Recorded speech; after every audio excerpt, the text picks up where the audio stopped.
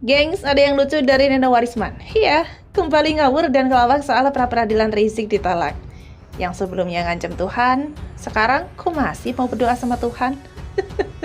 Hai, jumpa lagi dengan Mimin di sini dan Radi GBFM untuk kalian semua. Langsung aja yuk kita bergabung dengan Sheward.com dan Suwardi di sana. Dan jangan kau tinggalkan kami dan menangkan kami. Karena jika engkau tidak menangkan, kami khawatir ya Allah. Kami khawatir ya Allah. Tak ada lagi yang menyembahmu ya Allah.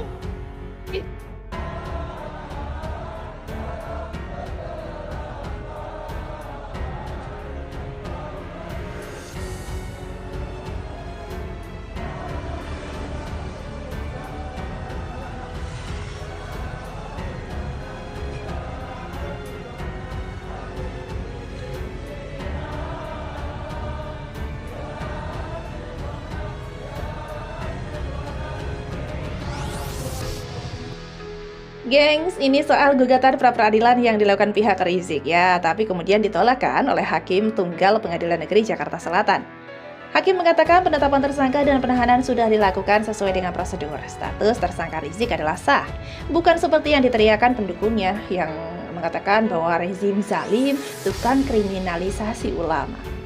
Status tersangka sudah memenuhi 2 alat bukti yang dianggap sah. Jadi proses hukum akan terus dilanjutkan, gengs. Tapi Neno Warisman mengomentari kabar ini. Saya anggap pembaca sudah kenal dong mama yang satu ini. Kalau tidak kenal Blackpink masih bisa dimaafkan. Tapi sungguh keterlaluan kalau tidak mengenal Neno Warisman. Sebenarnya komentarnya ini ngawur dan tidak berdasar. Coba deh bayangin. Kata dia, kita harus tetap berdoa. Kita harus tetap memohon. Meskipun katanya doa kita dilecehkan. Berdoakan sama Tuhan, gengs. Ya elah, dia bilang doanya dilecehkan. Sama aja dong, bilang Tuhan ngelecehin doa hambanya. Gak bener tuh.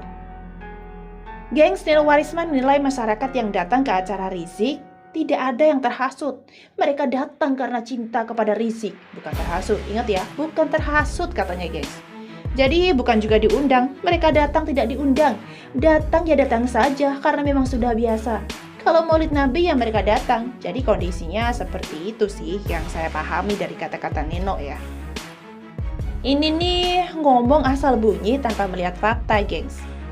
Kalian ingat nggak tuh pernyataan Habib Rizik yang mengatakan demikian, gengs. Baik ikhwan sekalian, saya undang semua yang ada di sini.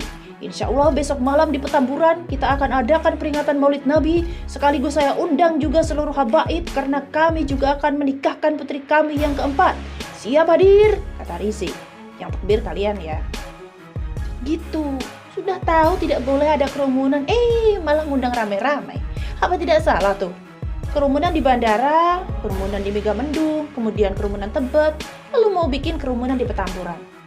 Aduh, ngakunya sih undangan cuma 30 orang. Di pra-peradilan ngomongnya 17. Tapi malah bikin tenda sepanjang 100 meter. Masuk akal nggak? Apakah satu orang ukurannya super mega ultra jumbo sehingga harus bikin tenda sepanjang itu? Atau yang datang mungkin genderuwo? Kalau sudah tahu tidak boleh bikin kerumunan tapi tetap bandel ya sama aja menghasut atau sengaja cari gara-gara. Kalau sekali atau 2 kali sih masih mending ya, gengs, masuk akal. Tapi gengs bayangin, seharusnya kerumunan di bandara itu udah jadi peringatan. Nantakin lagi. Golin aja sekalian, iya nggak? Bagi siapa yang mendukung proses ini, mari kita berdoa sekuat-kuatnya lagi, walaupun doanya dilecehkan misalnya gitu. Nah, tuh kata-kata yang Mimin garis bawahi dari Neno Warisman. Sementara pihak yang lain juga menjalankan misinya, kata Neno Warisman lagi, gengs. Coba bayangin doa dilecehkan katanya. Orang ini bener-bener jarang bercermin kayaknya ya. Dia kayaknya sudah lupa saat baca puisi dengan dramatis saat munajat 212. Kalau kelompoknya tidak menang, dia khawatir tidak ada yang menyembah Tuhan lagi. Doa kok kayak kedengaran mau ngancem Tuhan. Doanya lantas tidak terkabul tuh saat paslon dukungannya kalah pilpres. Dan sekarang ternyata masih ingat sama Tuhan. Masih mau berdoa kuat-kuat pula. Silahkan berdoa, tapi kalau doa ente tidak dikabulkan, jangan salahkan Tuhan, apalagi teriak salahkan pemerintah.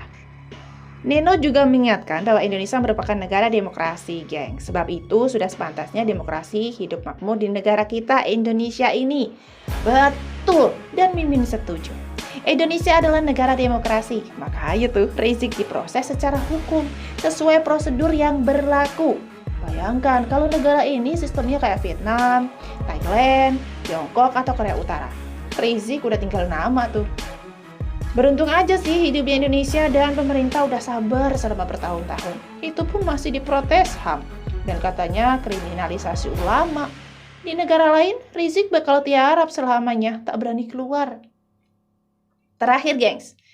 Nino Warisman mengakui kalau dia tidak mengetahui apa-apa soal hukum. Dia membangun kemauan untuk mengetahui soal itu, walau pusing dengan pasal-pasal hukum yang ada.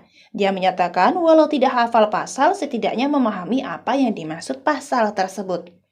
Terutama emak-emak nih, kita kan tahu, gak ngerti hukum, taunya hukum dapur, kata Nino Warisman. Ini mah lebih lucu lagi, gengs. Kalau gak paham hukum, ngapain komentar soal pra-peradilan? Malah kelihatan ngawur dan mau cari sensasi doang kan? Gimana menurut kalian? Udah dulu Tuhan diancam, sekarang bilang Tuhan melecehkan doa. Apa sih maunya nih emak? Heran gue. Tulis dong pendapat kalian, gengs, di kolom komentar. Kayaknya perlu ikutan dikurung juga nih, biar dapat pelajaran. See you the next informasi. Ada Mimin dan ada GBFM di sini untuk kalian semua. Jangan lupa bahagia. Bye.